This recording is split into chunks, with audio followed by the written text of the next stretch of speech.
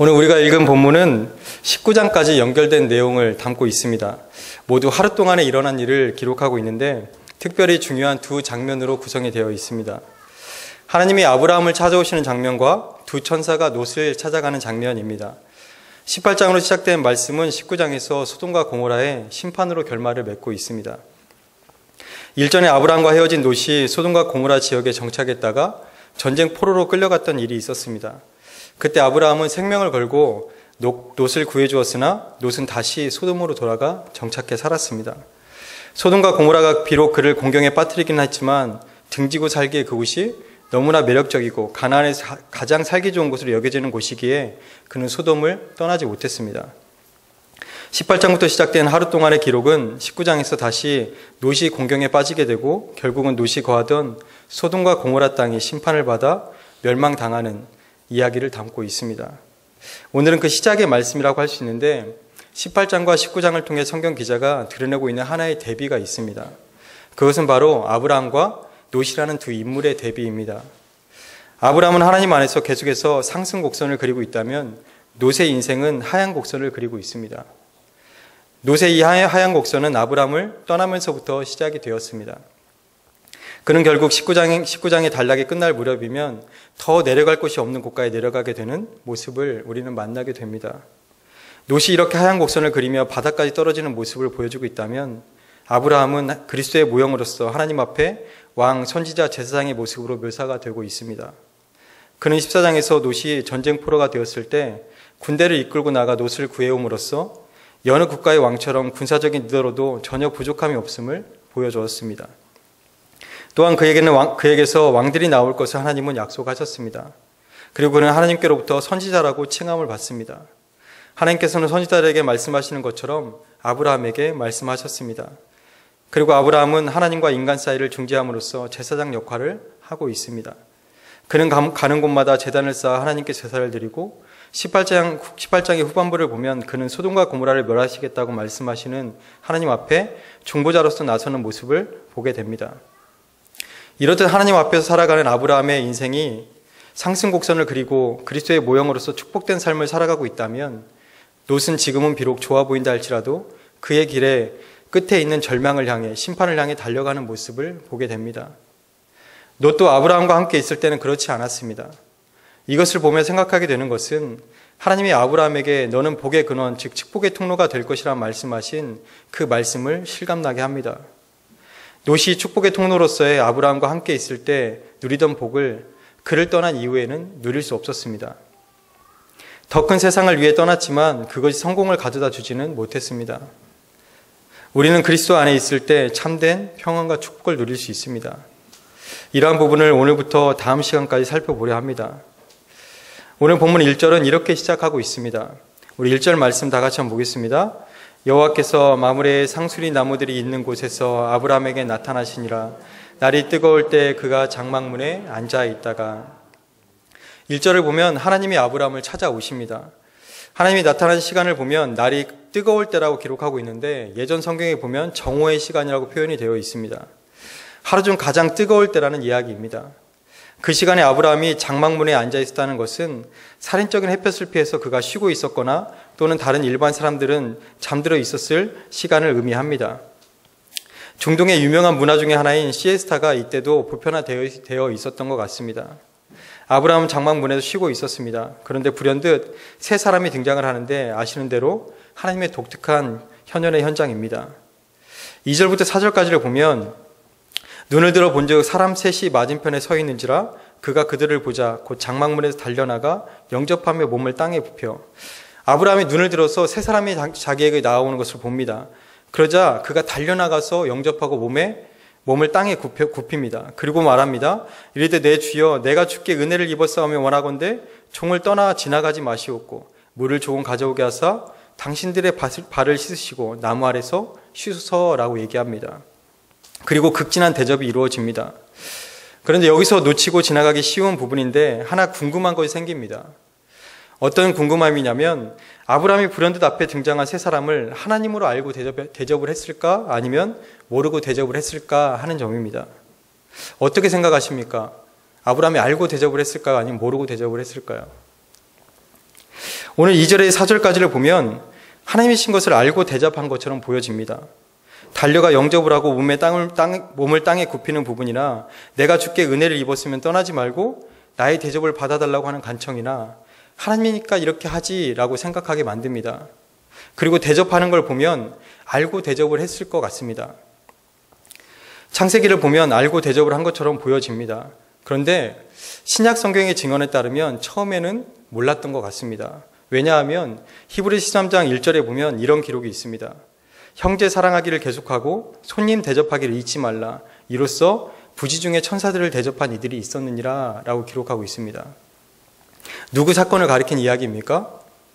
성경에 보면 창세기에 두 사건이 기록되어 있습니다. 바로 오늘 본문인 아브라함의 이야기와 바로 뒷장에 19장의 노시 천사를 대접한 이야기입니다.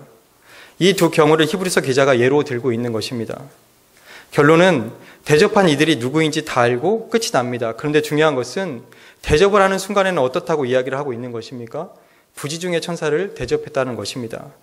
영어 성경을 봐도 이 부분을 어떻게 설명하고 있는가 하면 모르고 대접을 했다고 기록을 하고 있습니다. 지금 아브라함에게 세 사람이 찾아옵니다. 그런데 하나님이시구나 이렇게 알고 대접을 한 게 아니라는 말입니다. 그러면 설교를 듣다가 이런 마음이 생길 것입니다. 알고 했든 모르고 했든 그게 뭐가 중요한가 라고 생각할 수 있을 것입니다. 그렇지만 그게 아닙니다. 알고 한 것과 모르고 한 것은 굉장한 차이가 있습니다. 예를 들어 상식적으로 생각할 때 우리 앞에 하나님이 계시다고 생각을 해보십시오. 여러분 앞에 하나님이 딱 현현에서 나타나셨습니다. 여러분 이거보다 더한 대접을 하지 않으시겠습니까? 하나님이 나에게 손님으로 찾아오셨습니다. 그런데 하나님 오셨구나. 그러고 그냥 쌩하고 모른 척 하시겠습니까? 아브라함보다 더 극진한 대접을 우리는 할 것입니다. 그렇기에 알고 대접을 했냐 모르고 대접을 했냐 이 부분이 참 중요합니다.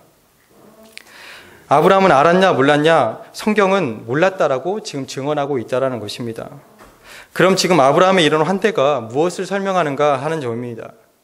이것은 이 지역의 문화를 좀 이해해야 합니다. 유목민 삶을 중심으로 형성된 고대 근동에서는 근동에서의 손님 환대는 죽음의 생명을 구할 수 있는 매우 중요한 일로 여겨졌습니다. 당시 풍습은 누구든지 자신의 장막으로 다가오면 쉬고 먹고 마실 수 있는 여건을 제공하는 것을 미덕으로 삼았기에 환대하지 않는 것은 정상적이지 않은 것으로 생각되었습니다. 그들이 이렇게 행하는 이유는 선을 베품으로써 잠재적 원수를 최소한 잠시 동안이라도 자신의 편으로 만들거나 해하려는 의도를 가지고 온 사람의 마음도 변화시킬 수 있다는 가능성 때문이었습니다. 그러니까 선을 베풀면 상대방이 악으로 갚지 못한다라는 그런 마음에서 객들을 대접하고 선의를 베풀었다라는 말입니다. 자기가 머물고 있는 텐트 앞으로 객이 지나가는 것을 보고 아브라함은 벌떡 일어나 절을 하며 그냥 가지 말라고 잠시 쉬어갈 것을 권했습니다. 발이라도 씻고 가라라고 말합니다. 먼지가 많은 건기의 가나안 길을 염두에 둔 말입니다. 샌들을 신고 다니는 문화에서 발은 항상 지저분해질 수밖에 없습니다. 또한 성경에서 공경의 표현을 쓸 때 내 주라는 표현을 쓰는 것을 보게 됩니다. 내 주라는 표현이 하나님만을 지칭하지는 않습니다. 그렇기에 내 주께 은혜를 입었으면이라는 표현은 내가 대접할 수 있는 은혜를 달라는 말을 하고 있는 것입니다. 이렇게 고대 근동에는 나그네를 환대하는 문화가 있었습니다. 이것이 후대에 모세를 통해 하나님의 율법으로 세워집니다. 그래서 탈무드 같은 곳을 보면 낯선 사람을 환대하는 것을 일종의 예배 행위로 보기도 합니다. 탈무드는 객들에게 베푸는 호의는 하나님의 임재를 환영하는 것보다 더 위대하다라고 기록하고 있습니다. 하나님은 모세를 통해 율법을 주실 때 고아와 객과 과부를 돌볼 것을 말씀하십니다. 고아와 객과 과부를 위해 파종을 할 때도 이삭을 남기도록 합니다. 공동체에서 연약한 자들을 위해 일정 부분을 따로 떼어 놓을 것을 말씀하시는 것입니다. 그것이 하나님이 누리게 하신 것들을 바르게 누리는 것입니다. 나 혼자만 잘 먹고 잘 사는 것이 하나님이 바라시는 것이 아닙니다. 하나님이 나에게 주신 복을 흘러가도록 하는 것이 하나님이 원하시는 것입니다. 그래서 그 공동체가 선하냐 악하냐의 기준을 보면 고아와 객과 과부를 돌보는 공동체인가 아니면 멸시하고 천대하는 공동체인가 하는 것으로 그 공동체의 건강성을 알 수가 있습니다. 성경의 많은 부분이 이런 것들을 시사하고 있고 이스라엘이 멸망할 때 하나님의 책망을 보면 이들은 돌봄이 필요한 자들을 돌보지 않는 것을 보게 됩니다. 이런 성경 구절이 여러 곳에서 등장을 합니다. 특별히 에스겔에 보면 그들이 내 가운데서 부모를 업신여겼으며 내 가운데서 나그네를 학대하였으며 내 가운데서 고아와 과부를 해하였도다 라고 기록하고 있습니다. 에스겔뿐만 아니라 성경 여러 곳에서 이런 기록을 찾아볼 수 있습니다. 요즘 매일 성경을 통해 요즘 묵상하고 있는 예레미야를 보면 하나님의 양떼를 맡긴 지도자들이 연약한 자들을 돌보지 않음으로 심판의 경고를 받게 되는 것을 보게 됩니다. 그들은 하나님이 돌보라 하신 고아와 객과 과부를 멸시하고 천대했습니다. 그들의 힘듦을 더욱 가중시키는 죄악을 범합니다. 그런 그들을 향해 하나님은 그들을 버리실 것을 말씀하십니다. 그만큼 하나님은 연약한 자들, 도움이 필요한 자들에게 도움의 손길을 내밀어야 함을 말씀하시는 것입니다. 그것이 은혜 받은 자들의 마땅한 반응이고 하나님 나라의 백성들의 삶의 방식입니다. 오늘 본문에 보면 아브라함은 객을 대접함에 있어 후히 대접합니다. 그냥 적당히 이 정도면 되겠지 하고 대접한 게 아닙니다. 아낌없이 대접을 합니다. 이것을 어떻게 알 수 있냐? 대접한 양을 보면 알 수가 있습니다. 우리 6절 말씀을 한번 다 같이 읽어보겠습니다. 6절입니다.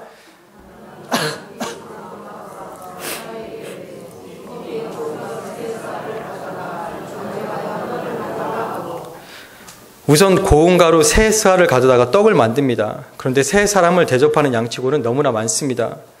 여기서 스아라는 단위가 얼마만큼인지 부피를 알기는 어렵습니다. 지금은 사용하지 않는 단위이기 때문입니다. 그래서 정확하게 얼마다 이렇게 얘기할 수는 없으나 대략 추정하기로 8리터에서 15리터에 해당할 것으로 추정을 합니다. 이것도 정확한 것은 아닙니다. 그런데 성경에 보면 이것이 어느 정도 양인지를 대략 추측해 볼 수 있는 기록이 있습니다. 사무엘상 25장에 가보면 사울을 피해 도피 생활을 하던 다윗의 기록이 나옵니다.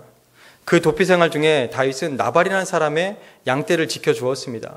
그리고 양떼를 깎는 시기가 돌아왔습니다. 그리고 자신이 광야에서 그 양떼들을 지켜주었기에 나발에게 부하들을 보냅니다. 왜냐하면 양털 깎는 시기는 수확의 시기이기에 잔치를 베풀고 서로 나누는 때이기 때문입니다. 그래서 자신이 나발의 양떼를 지켜주었음을 기억하게 하고 뭔가 얻어올 수 있도록 부하들을 보냅니다. 그런데 나발이 다윗의 부하들을 무시해버립니다. 다윗이 그것을 전해 듣고 너무나 괘씸한 생각에 400명의 다윗과 함께한 부하들을 이끌고 나발을 치러 갑니다. 그런데 그것을 전해 들은 나발의 아내 아비가일이 다윗과 그의 부하들을 달래기 위해 5스아의 밀가루로 빵을 만들어 갑니다. 물론 다른 음식도 있었지만 400명이 먹을 빵을 만들 양이 5스아입니다. 5스아로 만든 빵의 양이 400명이 먹을 양이었다라는 겁니다. 그런데 지금 세 사람이 먹을 양으로 아브라함은 3스아의 고운 가루를 가져다가 떡을 만듭니다. 그러니까 이 양이 얼마만큼의 양인지 가늠이 되십니까? 이 정도의 양이라면 아브라함의 가족 전체가 잔치를 할 수 있는 양일 것입니다. 또한 7절과 8절을 보면 우리 7절 8절 한번 다 같이 읽어보겠습니다. 아브라함이 또 가축대에 있는 곳으로 달려가서 기름지고 좋은 송아지를 잡아 하인에게 주니 그가 급히 요리한지라. 아브라함이 엉긴 젖과 우유와 하인이 요리한 송아지를 가져다가 그들 앞에 차려놓고 나무 아래에 모셔섬에 그들이 먹으니라. 기름지고 좋은 송아지를 잡습니다. 당시의 송아지 요리는 매우 귀한 것으로 아주 중요한 손님을 접대할 때 나왔던 요리입니다. 이것은 지금 아브라함이 자신을 찾은 손님을 최고로 대접하려 했다는 것을 알 수 있는 대목입니다. 기름진 송아지도 잡고 엉긴 젖과 우유도 함께 내놓았습니다. 엉긴 젖은 일종의 요구르트 같은 것으로 우유를 발효시킨 것입니다. 근동 지역에서는 소화가 잘 되고 마심이 힘이 난다 하여 염소젖을 최고로 쳤다고 합니다. 이렇게 대접하는 손길을 통해 아브라함의 인품을 알 수가 있습니다. 아브라함이 어떤 마음으로 대접했는지 그 마음이 느껴지십니까? 손 대접하기를 힘쓰라 하시는 주님의 말씀에 모범답안과 같은 모습입니다. 우리는 손 대접하기를 힘쓰고 있습니까? 왜 객이나 고아나 과부를 돕도록 하나님은 율법을 통해 말씀하십니까? 앞서 본 히브리서 13장을 보면 이런 말씀이 있습니다. 형제 사랑하기를 계속하고 손님 대접하기를 잊지 말라. 이로써 부지 중에 천사들을 대접한 이들이 있었느니라. 너희도 함께 갇힌 것 같이 갇힌 자를 생각하고 너희도 몸을 가졌은즉 학대받는 자를 생각하라 라고 말합니다. 왜냐하면 너희의 처지도 같았다라는 것입니다. 이것이 무슨 말인가 하면 구약에 보면 하나님은 처음 이스라엘에게 율법을 주시며 나그네들을 대접하라 하실 때 그 이유를 이렇게 설명하십니다. 너희도 애굽에서 객이 되어 살았지 않냐? 너희가 처한 역사를 생각해봐라. 너희가 이방 나라의 객으로 살았던 것처럼 너희에게 찾아오는 객을 외면하지 말아라 라고 말씀하십니다. 이것이 신약에 와서는 죄의 종되었던 우리가 예수 그리스도의 구속의 은혜로 죄의 종에서 해방된 것처럼, 그리고 하나님의 은혜로 살아난 것처럼 죄의 종으로 살아가는 자들에게 그 은혜를 흘려보내라는 것입니다. 내가 죄의 종이 되었던 때를 생각하고 지금 그 상황과 환경에 놓여 있는 사람들을 생각하라는 것입니다. 너희가 갇혀있던 때를 생각하라는 것입니다. 너희가 매어있던 때를 생각하라는 것입니다. 너희의 처지도 그와 같았기 때문에 지금 그 처지에 있는 사람들을 생각하라라고 말하는 것입니다. 우리가 그런 은혜를 누렸던 것처럼 우리의 도움이 필요한 자들에게 손을 내밀라라고 말씀하는 것입니다. 로마서에서는 12장 3절에 선두들에 쓸 것을 공급하며 손 대접하기를 힘쓰라라고 말하고 있습니다. 또한 요한 3서 1장 5절에 보면 사랑하는 자여 내가 무엇인지 형제 곧 나그네 된 자들에게 행하는 것은 신실한 일이니 라고 얘기합니다. 구약을 넘어 신약에 와서도 하나님은 나그네 된 자들 곧 객된 자들에게 행하는 것은 신실한 일이라고 말씀하고 대접하기를 힘쓰라고 말하고 있습니다. 연약한 자들, 도움이 필요한 자들에게 손을 내밀 것을 말씀하고 있는 것입니다. 이 말씀을 준비하며 나를 돌아보게 되었습니다. 가끔 교회를 찾아오는 사람들이 있습니다. 어찌 보면 성경에서 이야기하는 나그네와 같은 사람들입니다. 그런데 그들을 돕기에 주저하는 마음이 내 안에 있는 모습을 보게 됩니다. 또 왔어 하는 마음이 제 안에 있습니다. 이런 경우는 특별한 경우입니다. 비단 우리의 삶에 이런 일들만 있겠습니까? 우리의 곁에 소외되고 도움이 필요한 지체들이 많이 있을 것입니다. 그런데 우리는 도움의 손길을 펴고 있습니까? 우리가 받은 은혜가 흘러가도록 그런 삶을 살고 있습니까? 주님의 말씀을 기억하며 대접하기를 힘쓰고 있습니까? 신명기에 보면 복을 받는 비결이 나와 있습니다. 신명기 14장 29절에 보면 너희 중에 분깃이나 기업이 없는 레위인과 내 성중에 거류하는 객과 및 고아와 과부들이 와서 먹고 배부르게 하라. 그리하면 내 하나님 여호와께서 내 손으로 하는 범사에 내게 복을 주시리라 라고 말씀하십니다. 도움이 필요한 자들에게 도움의 손길을 내밀 때 하나님께서 우리의 손으로 하는 모든 일에 복을 주신다고 말씀하십니다. 베풀고 나누는 삶이 복받는 삶이라고 말하고 있는 것입니다. 베풀고 나누는 삶이 되시기를 축복합니다. 이제 9절을 보면 대접을 받은 하나님이 이제 하나님이심을 드러내십니다. 우리 9절 말씀 한번 읽어보겠습니다. 그들이 아브라함에게 내 아내 사라가 어디 있느냐 대답하되 장막에 있나이다. 하나님은 아브라함의 아내 사라가 어디 있는지를 물으십니다. 몰라서 물은 것이 아닙니다. 대화를 시작하기 위한 수사학적인 질문입니다. 하나님이 아내 사라를 물으신 것은 10절의 말씀을 하기 위해서입니다. 우리 10절도 한번 다 같이 읽어보겠습니다. 그가 이르시되 내년 이맘때 내가 반드시 내게 돌아오리니 내 아내 사라에게 아들이 있으리라 하시니 사라가 장막문에서 들었더라. 그동안 하나님께서는 아브라함에게 자식에 대해 몇 차례 말씀하시는데 시간이 지날수록 더 구체적으로 말씀하시는 것을 보게 됩니다. 이제 1년 내에 이 아이가 사라의 몸을 통해 태어날 것이라고 선언하시는 것입니다. 하나님께서는 지금 이 말씀을 하시며 사라에게 이 말씀을 전적으로 믿는 믿음을 요구하고 계십니다. 그러나 사라의 반응은 한마디로 말도 안 된다라는 반응이었습니다. 하나님의 말씀이 그대로 실현될 것을 도무지 믿기 힘들다라는 것입니다. 11절과 12절을 한번 같이 보겠습니다.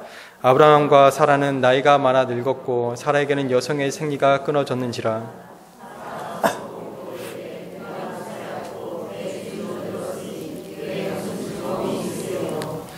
뭐라고 얘기하고 있습니까? 남편 아브라함은 이미 늙었습니다. 노쇠했습니다. 자신도 이미 노쇠했습니다. 자신은 또한 이미 생리가 끊어졌습니다. 그렇게 아기를 가지는 것은 불가능한 일입니다. 사라는 지금 지극히 인간적인 사고를 하고 있습니다. 인간의 사고로는 이해가 되지 않는 영역입니다. 이미 늙어서 더 이상 소망이 없는데 이런 몸에서, 이 소망 없는 몸에서 무슨 아이가 태어난단 말이냐. 이미 나는 생리가 끊어졌고 내 생각으로는 도저히 불가능한 일인데 아니 아이가 태어난다니, 내년 이맘때 아이가 태어난다니, 이게 도대체 무슨 말이냐. 도대체가 믿을 수가 없는 것입니다.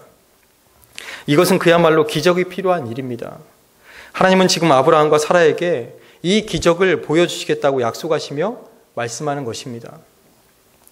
아브라함이 하나님의 약속의 말씀을 믿고 떠났던 24년 전에 아직 신체적인 부분에 있어서 가능성이 있었기에 그때는 희망을 품을 수 있었을 것입니다. 하나님이 내 자손이 해와 별과 같이 많아질 것이다 라고 말씀하실 때 아직은 젊었기에, 아직은 가능성이 있었기에 희망을 품었을 것입니다. 하지만 하나님의 약속의 이행이 지연되며 그들은 소망을 잃어버렸습니다. 하나님이 약속의 이행을 지연시킨 것은 이들이 가질 희망이나 가능성을 완전히 제거하기 위함이었습니다. 하나님의 말씀 앞에 앞선 기록을 보면 아브라함이 비웃었고 오늘 본문에서는 사라가 비웃고 있습니다. 그러나 하나님께서는 아무런 가능성이 없는, 소망이 없는 이 상태에서 일하기 시작하십니다.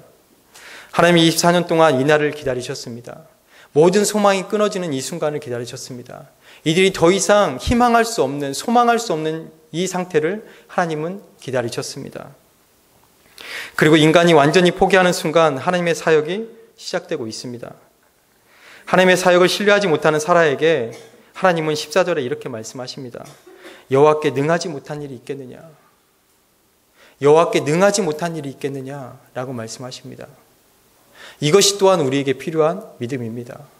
우리 안에 불신의 마음이 있을 수 있습니다. 하나님을 온전히 신뢰하지 못하는 그런 마음들이 있을 수 있습니다. 우리 안 하나님의 능력을 제한하는 그런 마음들이 있을 수 있습니다. 하지만 하나님은 지금 사라에게 이 기적과 같은 이야기를 하시며 말씀하십니다. 여호와께 능히 하지 못할 일이 있겠느냐라고 말씀하십니다.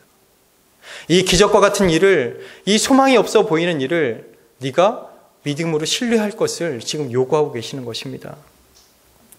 여기서 다시 한번 하나님은 소망이 없는 곳에서 소망을 보게 하십니다. 희망이 없는 곳에서 희망을 심어 주십니다. 여호와께 능치 못함이 없음을 다시금 깨닫게 하십니다. 하나님이 하고자 하시는 일에 안 되는 것이 없음을, 하나님은 전지전능한 하나님이심을 지금 말씀하고 계십니다. 하나님은 창조주시오 세상 만물의 주관자이심을 지금 말씀하시는 것입니다. 그리고 그것을 믿음으로 반응하라고 말씀하십니다. 아브라함도 웃었고 사라도 웃었습니다. 지금 웃음이 불신의 웃음이었다면 때가 되면 하나님은 이 웃음을 진정한 기쁨의 웃음으로 변하게 하실 것입니다. 우리에게 필요한 믿음이 있다면 하나님께는 능히 하지 못할 일이 없다는 사실을 믿음으로 고백하는 것입니다. 우리 스스로 하나님의 능력을 제한하는 일이 없어야 합니다. 하나님은 전지전능한 하나님이십니다. 하나님은 능히 하지 못할 일이 없으신 분이십니다. 또 하나님은 손이 짧지 않으신 분이십니다. 그렇게 우리는 하나님께 구하고 구해야 합니다. 하나님 앞에 나아가야 합니다. 하나님은 다시금 약속하시며 길을 떠나기 전에 오늘 본문에서 중요한 말씀을 남기십니다. 그것이 18절과 19절입니다. 우리 18절, 19절 다 같이 한번 읽어보겠습니다. 아브라함은 강대한 나라가 되고 천하 만민은 그로 말미암아 복을 받게 될 것이 아니냐.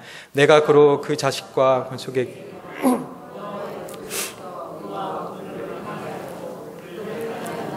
이는 나 여호와가 아브라함에게 대하여 말한 일을 이루려 함이니라. 아멘. 하나님이 아브라함을 택하신 이유를 설명하시는 것을 우리가 볼 수가 있습니다. 아브라함이 앞서 보여주었듯이 열매 맺는 삶, 선한 영향을 끼치는 삶을 살게 하시기 위해 아브라함을 택하셨다고 말씀하십니다. 하나님은 12장에서 아브라함을 부르며 주셨던 그 말씀을 다시금 주십니다. 천하 만민은 그로 말미암아 복을 받게 될 것이 아니냐. 천하 만민이 그로 말미암아 받게 될 복을 말씀하십니다. 또한 아브라함을 넘어 그 후손들에게까지 주어지는 말씀이 있습니다. 여호와의 도를 지켜 의와 공도를 행하게 하려고 택하셨다고 말씀하십니다. 여기서 깨닫게 되는 것은 우리가 열매 맺는 삶을 살아야 한다는 것입니다. 의와 공도를 행한다는 것이 무엇입니까? 바로 하나님의 말씀을 따라 살아가는 것을 말합니다. 말씀대로 행하는 것입니다. 그러기 위해 하나님이 택하셨다고 말씀하십니다. 그러한 순종의 열매를 맺어야 한다고 말씀하시는 것입니다. 그리고 그 순종의 열매를 맺음으로 축복의 통로가 되어 축복이 흘러가도록 하는 삶이 되어야 함을 지금 말씀하시는 것입니다. 아브라함은 계속해서 번성해 갈 것입니다. 하나님이 택하시고 아브라함 또한 하나님 안에 거하기 때문입니다. 하나님 안에 있기에 누리는 복을 누리게 될 것입니다. 하나님은 그러기 위해 아브라함을 택하셨다라고 말합니다. 그것이 내가 내게 누릴 복이다라고 말씀하십니다. 어떻게 열매 맺는 삶을 살 수가 있습니까? 어떻게 의와 공도를 행할 수 있습니까? 어떻게 거룩하게 살 수 있습니까? 하나님 안에 거할 때 가능합니다. 하나님께 붙어 있을 때 가능합니다.